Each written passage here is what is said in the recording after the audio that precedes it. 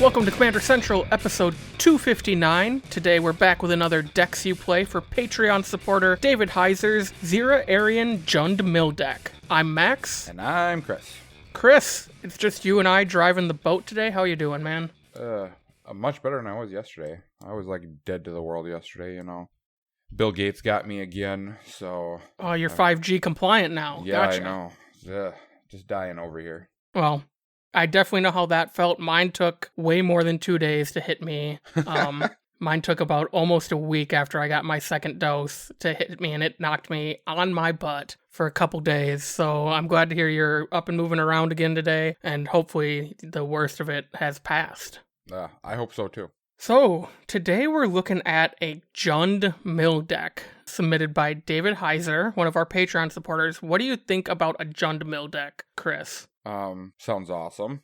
I mean, the only thing is that you're missing blue, which is like, that's where mill comes from, is blue. All the good mill cards, so we'll see. I'm glad you brought that up because David provided a little background on this deck, and he did say back in 2018, he realized all of his commander decks had blue in them, and I believe it was our show that challenged him to branch out in a way that he hadn't played before. So he set off to find the most blue commander that didn't have blue in its color identity. So he landed on Xira Arien, which is originally from Legends. Sure is. Way back in the day. So this is a 3-mana commander, Jund, black, red, green, for a 1/2 insect wizard, which has flying, and an activated ability of Jund and tap to target player draws a card. Man, they printed these powerhouses back in the day, didn't they? Yeah, that was pretty good. I mean, well, you gotta think, back in the day, this card probably was a powerhouse. I mean, 3 mana to tap and draw a card and a 3-mana commander, pretty good. And it dies to bolt, so it's fine. Yep. If it dies to bolt, everything is all good. Awesome. So, as normal, we typically ask some questions to our listeners when we do these Decks You Play shows. So, Chris, why don't you kick it off with David's answers? All right. So the first question we usually always ask is, we want to get a basic understanding of what the meta's like, of where people play, so we don't, add suggestions to the deck and turn the deck into a monstrosity that people are going to hate the other person for playing. So the answer that we received back is that David plays with a group of guys that know each other's decks and will use the correct deck to have a good game. Sometimes they will play fair decks, and this is even in quotations, fair decks. And at other times will be all stacks versus combos and all sorts of degenerate decks. We ask, what is the goal of the deck? And David said, this is a combo deck. The goal is to stack 100 plus draw triggers on the stack for each opponent. So 4-player game, that's 300 triggers. That's going to be fun to do. Sure is. We also ask, what are the areas of weaknesses that we should focus on? Or if there's anything else really that we need to keep an eye out for. The response was, I have not done any updates to this deck recently, but would like to see if you think any of the newer cards that have come out would make the cut. He's been thinking about Ashaya and Urlock. And then we also ask for budget restrictions for a single card, because we don't want to be like, you should be playing those ABR duels, or, revised Birds of Paradise, which is $50 freaking dollars right now for some stupid reason. So, and we got the response of, not more than $100 a card. So, I mean, that should be fairly simple. Since we've been getting so many new reprints of stuff, cards stay within that nice, good budget area. For sure. So, before we jump into the actual deck list, which will be posted in the show notes, David was kind enough to provide a couple different iterations of the list. And I'm going to look back at one of the more recent ones because he actually explains all the combos within the deck. So I'm going to quickly kind of run over those for our listeners because this was such a key in helping me figure out how to kind of look at this deck because, I play Brago, but I don't play combo. So this was definitely a challenge for me. I loved it. I was looking at it and immediately I saw it. I'm like, ho, these are some sick combos. So he does say the deck specifically asks for infinite colored mana, an untap outlet, and haste. Yep. 3 key things to get this thing to win. So there are multiple infinite mana combos in the deck, such as Argothian Elder and Wirewood Lodge, and any land that produces a green mana. So you can start looping that. You can loop Temur Sabertooth and Dockside Extortionist, as long as the board state has at least an ability to give him 5 treasures, which shouldn't be too bad in an EDH game. Yep. We have Argothian Elder, Ley Weaver, plus Umbral Mantle or Sword of the Perrons. These are creatures that untap. You tap to untap 2 lands, and then you can use the equipment to untap the creatures so you can just loop them over and over. Some other ones are the Sword of the Perunes, our Umbra Mantle with Temur Sabertooth, and then Aggravated Assault. So that's another backup win condition in this deck, is just Aggravated Assault combat damage. Yep. And then there's also the Staff of Domination, Animate Dead World Gorger combos in here. And then Haste is another key thing that is needed. So there are things like Urbrass the Hidden, which is a haste enabler, but also slows down your opponents. We have Handwear Battlements, and then Finale of Devastation, just because that X value over 10 gives everything haste. Mm-hmm. Also, things like Lightning Greaves and Anger are in the deck, which we'll get to shortly.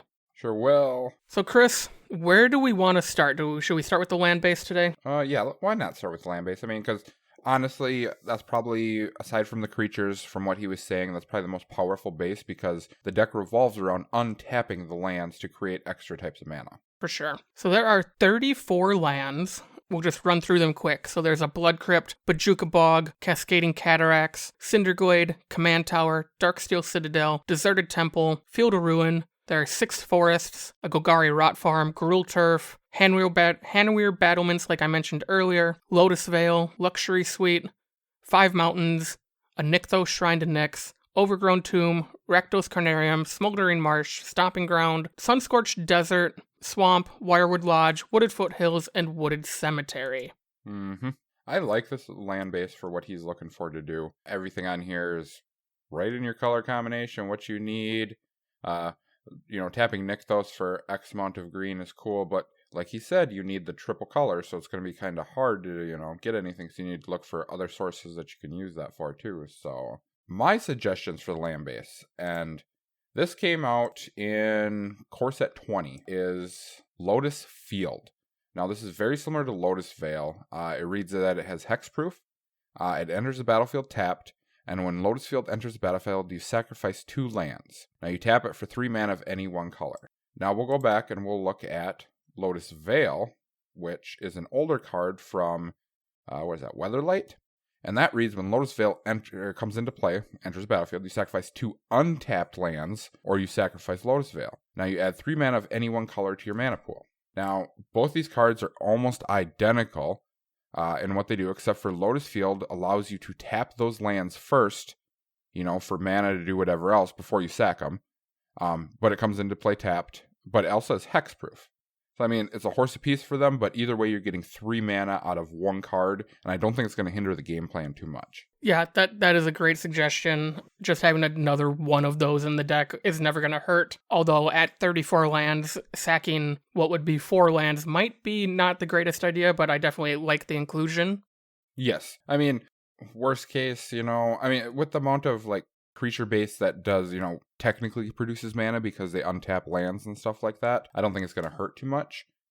But now, finding a cut's going to be hard. Honestly, I don't know what I would cut, pending on what you're playing against and everything. Seeing how this is supposed to be a combo-based deck, I might actually cut Field of Ruin, just because you don't need that time off to blow up a land type of deal, and you're not attacking, so you're not worried about, a Maze of Ith, other stuff like that. Maybe you're worried about the one that creates zombies. I can't even think of the name of the card right now. Field of the Dead. Yeah, Field of the Dead. For, if they're playing combo or something. I can't really think of a land that you'd be worried about that you need to blow up a Field of Ruin. So that might actually be my choice to cut.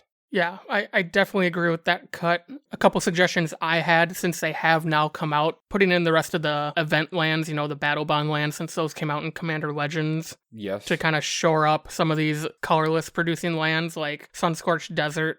I don't see any true reason why you need specific colorless mana unless I missed it in the deck.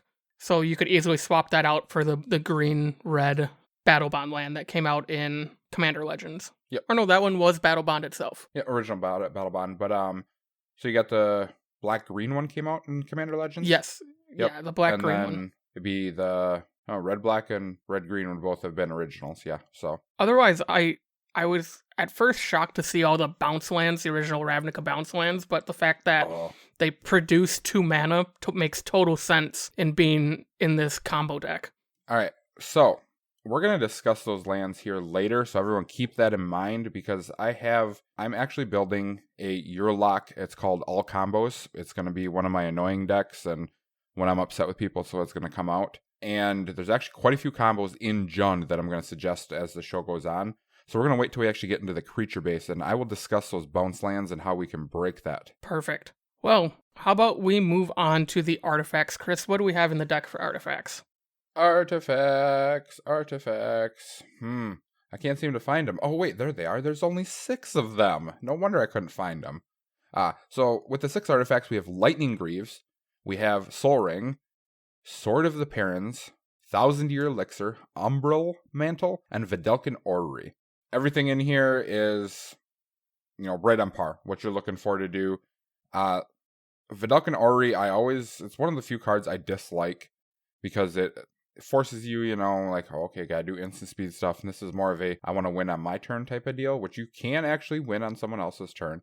So I could see it, if you have haste and other shenanigans like that. But if I were to cut anything or debate, I need to make a cut in my deck for something else, Vidalcan Orrery might be the first of my suggestions to cut. But then again, I haven't really played a whole lot of CEDH type of stuff, which I would consider this more of the CEDH realm.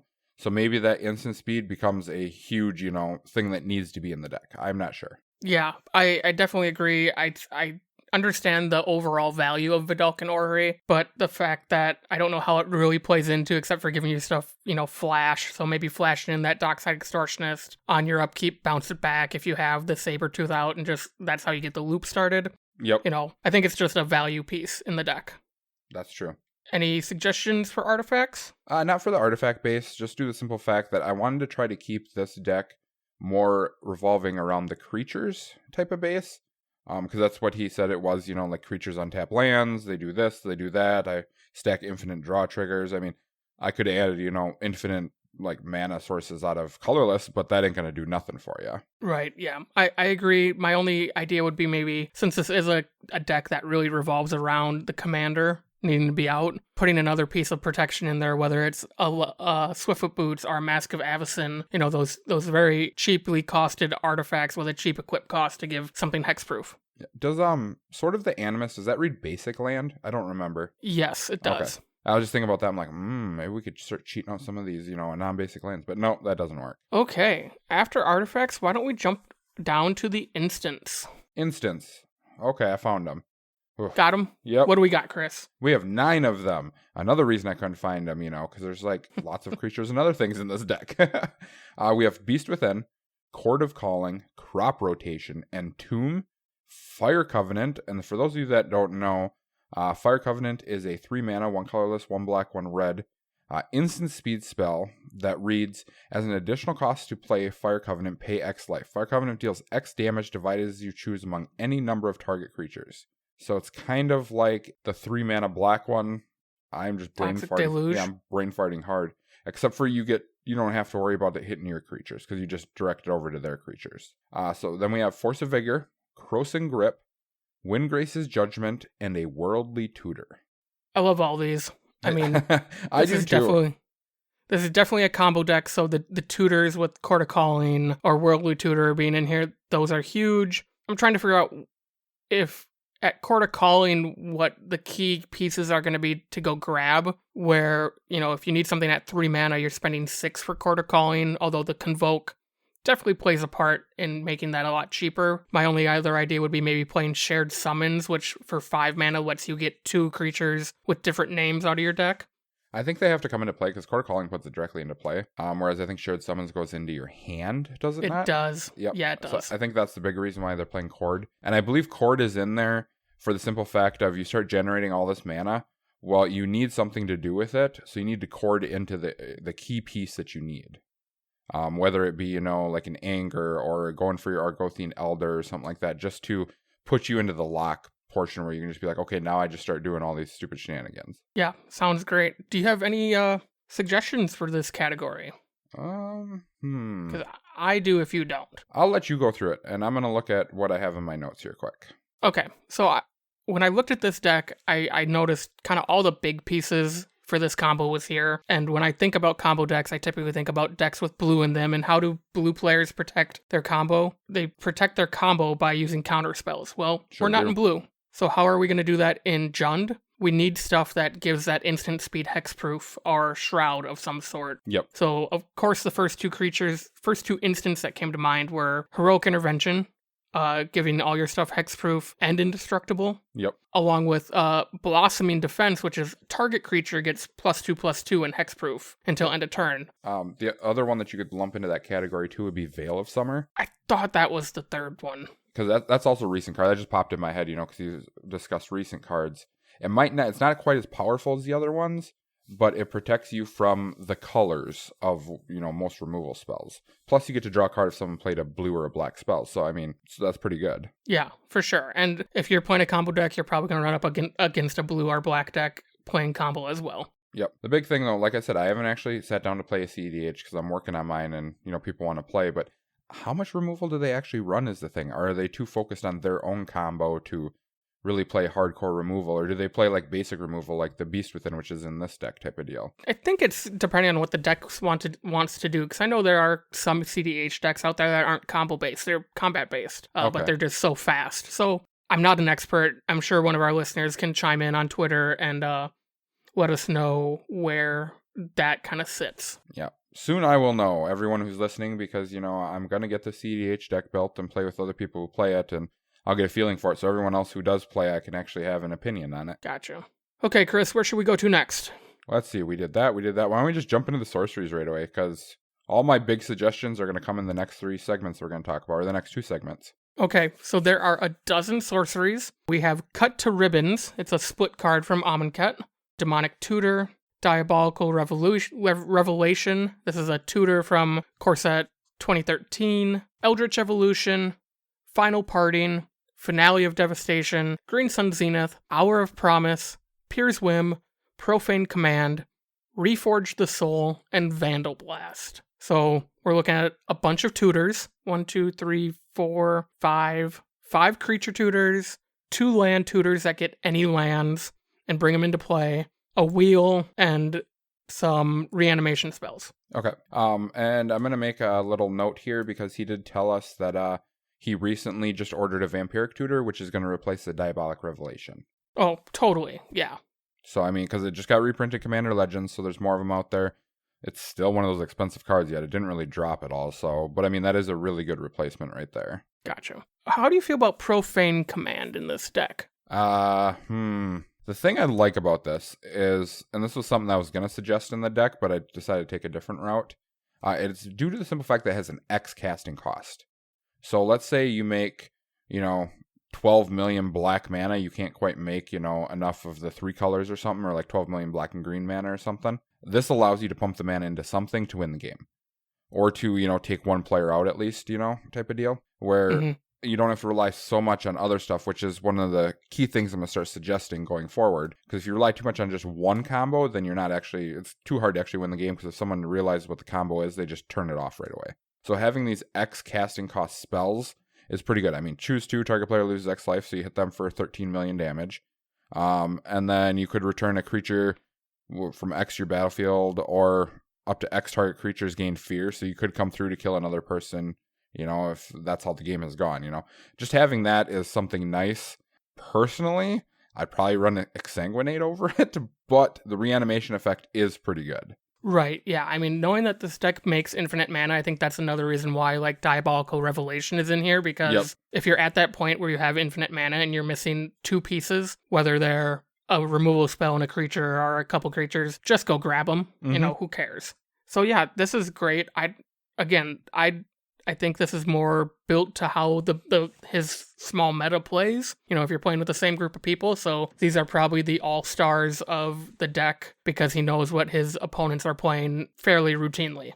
Yep. I wonder, so Vandal Blast is in here. And honestly, in a combo deck, I don't really think, Vandal Blast would be really good. But I'm thinking on all the combos, and I actually had this the other night. I was watching a guy, and he played, was it Darksteel Citadel? No, not Citadel. Something that turned everything into artifacts. The Mycosynth Lattice? Yes. Well, if they don't have Indestructible, you're just like, I'll overload Vandal Blast, destroy all your guys' boards, and mine stays just fine. Right. That's how that works, right? it does. Typically, you see that Mycosynth Lattice paired up with a Darksteel Forge. Yep, so your stuff is saved, and then you're the one Vandal Blasting. Yeah, so I mean, I understand why that's in here now after seeing someone doing that to me, and I'm like, oh god, Vandal Blast would be really bad right now. Yeah. So that makes sense for that. The one card, Cut to Ribbons, I'm not quite sold on this one. 4 damage to target creature, or each opponent loses X life. I'm wondering if it's because it's the X thing. Yeah, I was going to say, there's your Exsanguinate right there. Yep. I'm really wondering if that's why it's in here, because Cut is really not that great of a card. I could think of, 12 other better cards, if you're looking for a 4 damage to a creature or more, like a removal spell at 2 mana. So I'm guaranteeing it's got to be for Ribbons. And then I wonder if that, falls into the part of like Final Parting where you're like, okay, I 2-drop 2 cards, I slam Cut to Ribbons in the graveyard, I put a card in my hand, I play that card, then I go infinite and, Aftermath Ribbons and destroy, kill everybody. And that very well could be. I think that's a great line of play that I didn't see, so thanks for pointing that out. Yeah, because I was thinking about the Entomb as well, and that's another way of doing it, is you entomb that card in there. Anything that has flashback, if you have a way of putting it into your graveyard, it's really good. Yeah. Oh, I didn't realize Entomb did any card. Yep. I'm learning so many things today, people.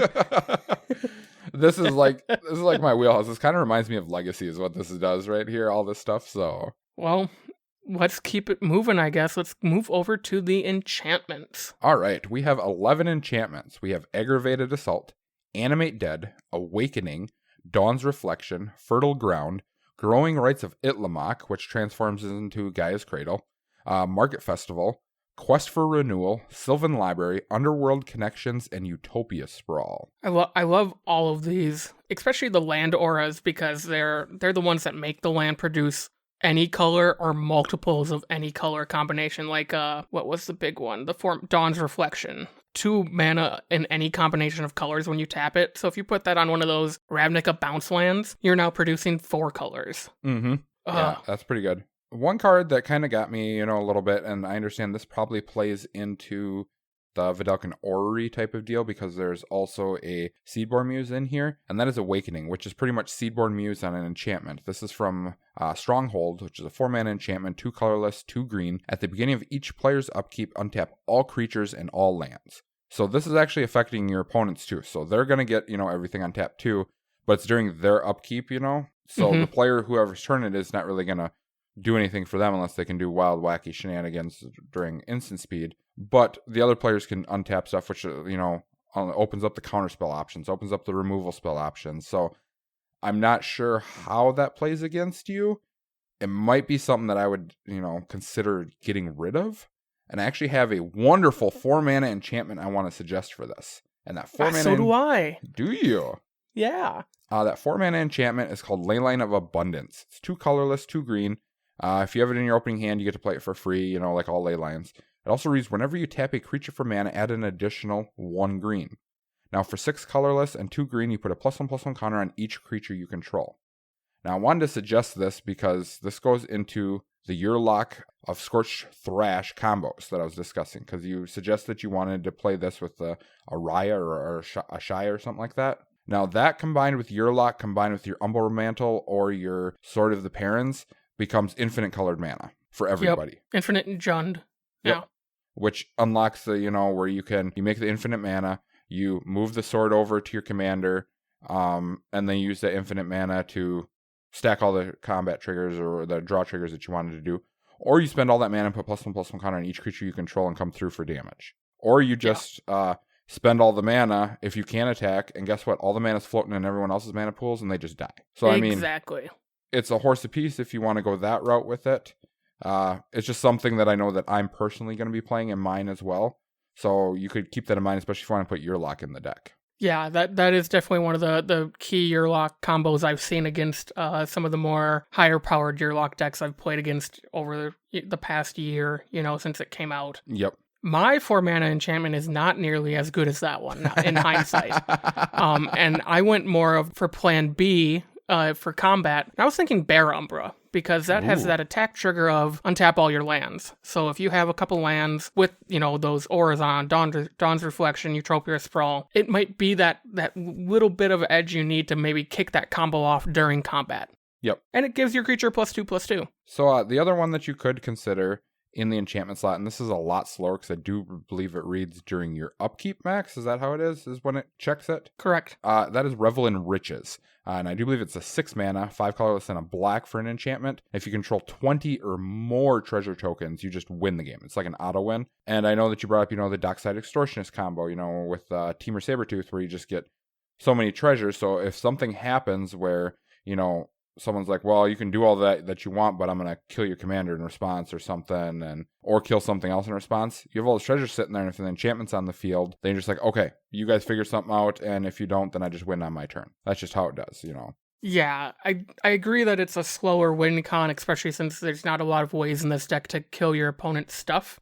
Yep. And that's how Revel at least makes the tokens, so it'd be very dependent on the Dockside loop being in place, having that Vidalcan Arien doing it all at someone's end step, flashing all this in, and at your end step having the 10 tokens, Yeah, I mean, it's something to consider. I mean, and it's all going to depend on how the meta starts changing at where you're playing, If people are, focusing into more removal spell base because your deck, probably dies to removal, honestly, then it's something to consider that, okay, well, I could set up this type of combo chain to have a backup plan. Yeah, 100%. And, he did mention the backup plan currently is combat versus more combos, which having more combos is also a really good idea. Mm-hmm. So I have one other enchantment I want to suggest. And this one I couldn't really find a good cut for because I like all the enchantments that are in here. And that's going to be Cryptolith Rite. Now, adding 2 creatures to this deck plus Cryptolith Rite creates, infinite colored mana. And those 2 creatures are Malira, Sylvak Outcast, I do believe is how you pronounce it, and Devoted Druid.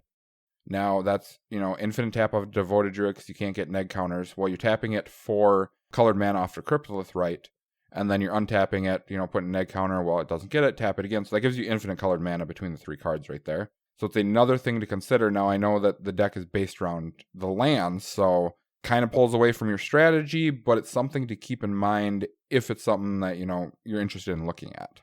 Yeah, great idea. Just another combo I might be playing in my deck, too. Along with, Grumgully, the little black-red goblin that shoots people for 2 with Persist, and a sack outlet. Wait, what? I don't know what you're talking about. Yeah, I'm interested to see this deck you build, Chris, because now I feel like all your decks are starting to become annoying decks. I haven't really tuned my other ones, so they're not too bad, so. Okay, last but not least, where the most work in the deck comes from, the creatures. 27 of them. Hoo-wee. So I'll just run this one through, Max. How many, or what each one is, and you just stop me if there's something you want to talk about. So we have 27 creatures. We have Anger, Argothian Elder, which is one of the cards that he discussed as a combo base. It's a 2/2 for 4 that untaps 2 target lands. Birds of Paradise, Bloom Tender, Dawn Strider, Deathrite Shaman, Dockside Extortionist, Dryad Arbor, which is a land or a creature, depending on how you look at it when you build your deck. So it might actually, bump the land base up to 35, depending on how someone looks at it. Elvish Reclaimer, Eternal Witness, Fauna Shaman, Godo Bandit Lord, Hope Tender, Karametra's Acolyte, Krosan Restorer, Ley Weaver, Magus of the Candelabra, Magus of the Library, Olivia Voldaren, Seedborn Muse, Seeker of Skybreak, even though it's in German or something like that, Sylvan Caryatid, Temur Sabertooth, Urabrask the Hidden, Voyaging Satyr, World Gorger Dragon, and Zancha, Sleeping Agent. So, a lot of mana dorks, a lot of untap dorks is what I'll call them, and some tutors. Yes, there are a lot of, good cards, creature base in here. There's a few of them that I like, but I don't like, and it's just, I think some of them were filler, the World Gorger, combo is really cute and everything, but it's too reliant on enchantments and other things, really to get it to go bonkers type of deal. Because I know someone else that was playing it in our shop and actually suggested that she take it out of her deck for something better to make it just, a better deck overall. Yeah, it's like, you said, it's cute. It wins games, and if you're playing at that power level and the entire pod is at that power level, feel free, have fun, do it as many times as you want. If you're playing at a pod that maybe isn't at that power level, this is definitely one of those things that might be worthwhile bringing up, that the deck contains this combo, and it can happen pretty quickly. Yep. So my biggest suggestion for the creature base aside from your Urlock and like your Devoted Druid or Melira or, anything else that you wanted to run, that's mana based, is Kodama of the East Tree. Now, this came out in Commander Legends, and this is a 6 mana 6/6 with Reach. It reads, whenever another permanent enters the battlefield under your control, if it wasn't put onto the battlefield with this ability, you may put a permanent card with equal or lesser converted mana cost from your hand onto the battlefield. It also has Partner, which doesn't really matter. If you wanted to do it as your commander, it would be really annoying. But this card gives you an infinite combo with 2 other cards. Actually, quite a few other cards, to be honest with you.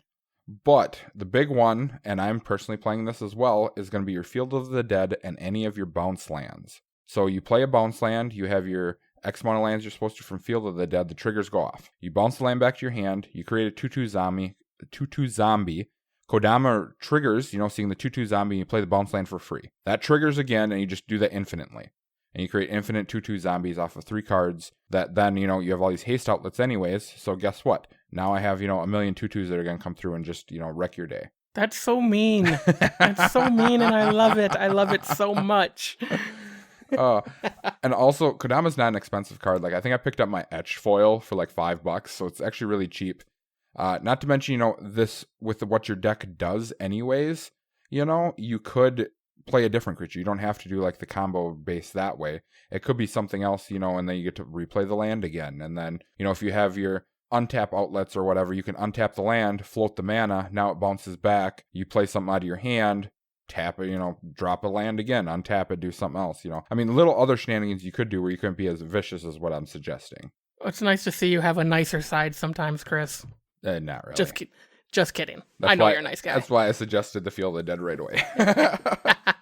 Yeah, I definitely agree with what you said at the beginning of when we were going over the creatures, that some of these feel like filler spots, like something better could go there. Yes. I love like putting Urlock in for something like Olivia Voldaren, because she really isn't doing much in this deck except for maybe stealing a creature every now and then, or getting bigger over time with like infinite mana. I guess you could just keep pinging stuff to make her infinite and swinging at someone. Yeah, wreck someone's board if you have a way to make infinite red mana. I understand cards like this because sometimes you can't get all 3 colored mana sources. Mm-hmm. So if you can make enough mana of one of the colored sources or even 2, then you have outlets to actually pump that mana into. So I understand certain cards like that. It makes sense, Other than that, like some of them, Seeker Skybreak, I'm not quite sure about because it untaps a creature, I do believe. It'll untap your Urlock when you add it to the deck. Or it is an untap outlet for Xira. True, but you need a way to untap Seeker too, and you'd rather have the Sword or Umbra Mampetal on, Xira or someone else like that to get the untap effects that way rather than untapping a creature that's going to untap another creature. That's too much going on at once, I think. Yeah. Unless you're like untapping Bloom Tender and then you're getting 3 more mana out of Bloom Tender or something. But then again, right there, I'd rather have something else. Bloom Tender is another outlet for your Leyline of Abundance, where, if you have your commander out, plus the sword on Bloom Tender, plus the Leyline, you're tapping for 4 mana off of Bloom Tender, and you untap it and just tap it again. So that's giving you the infinite colored mana you need too. Gotcha. Yeah, no, that makes sense. One creature that came to mind, and I'm back on my protecting your combo pieces train here, is a card that I probably talked about on Monday's show, seeing that we're recording this before we record the show that aired on Monday. And that probably. And that card is Guardian Augmenter. This is a brand new card from Commander 21. It's 2 and a green for a 2/2 with flash. It also says commander creatures you control get +2/+2. So cool. A little more buff to Xira if you need to go the combat route. Yep. But most importantly, commanders you control have hexproof. That's pretty good. This doesn't do a lot with the combo plan, except for it's protecting Xira. Yep. As long as this remains on the battlefield. So you know what? This is protecting Xira. Throw Lightning Greaves onto this to protect this. You're good. You're golden until, a Wrath happens or something. Yeah. Which is where you need like the Heroic Intervention or something along those lines to protect. Right. Yeah, everything else I really like in here. You have Goda to search for your artifacts. Well, yes, it's a 6 mana 3/3. It is what it is, because I wouldn't want to jam full tutors in here because that kind of feels like a weak way to win with combo, in my personal opinion. I'd rather have it, where you're doing a whole bunch of stuff to find your combo rather than just oh, you know what? My opening hand had 3 tutors in it, so I'm just going to tutor my combo and win on turn 2 type of, shenanigans. So I like that, where like Goat is in here, Anger in here for giving haste, all those stuff. So it's kind of like it's a detuned combo, which is actually really nice. I agree. Any final thoughts on the deck, Chris? I love this deck. Like, I wanted to get a Xira Arien card, but I can't find one anywhere. I've been looking for quite a while to try to find one, and I'm not one who usually orders cards online, so seeing that someone actually has a deck built around her, I love it. I personally was going to go a different route with it on my first take of looking at something like this, and I was going to do Jund Land Destruction, is what I was going to do. Very nice. But I like the way that you did it and how you made it, as you said, the most non-blue commander that does blue shenanigans, and that's pretty much what you're doing right here, which is awesome. Yeah, I 100% agree. I appreciate it looked like a lot of thought went into this deck to make sure you could do a mill deck in not blue. So I love the blood, sweat, and tears that went into this deck. So David, thank you so much for submitting this and supporting us on Patreon. It means the world to myself, Chris, and Dana. It helps keeps the lights on, helps put me in pants every now and then because, it's getting to be warm out, but whatever. And for all those out there listening, if you want to get in on these Decks You Play shows or just join us, how would they do that, Chris? So if you want to talk to us, hit us up on all of our social media platforms. I personally don't respond. It's usually Dana or Max that do because, I'm a bum and I don't like technology. So yeah, all that fun stuff. But you can reach out to us on Twitter. You can find us at CMDR Central. You can reach out to us on Facebook by searching CMDR Central. You can find us online at cmdrcentral.com. And you can also find us on YouTube by searching, of course, CMDR Central. You can, of course, head over to patreon.com/CMDR Central. Check out our reward tiers, such as a Decks You Play show, or joining our community to chat with us, or play some virtual EDH. I think that's going to end the show. Our show is edited by Rafael Garcia. You can find him on Twitter at Ursa Bearwalker. You can find Dana at Dana Roach. You can find myself at CMDR Central_Max. And Chris is the at YSquishy1. Our theme song is Retro Future Dirty by Kevin MacLeod, licensed via Creative Commons. And we will be back on Monday with another show. And until then, I'm Max. And I'm Chris.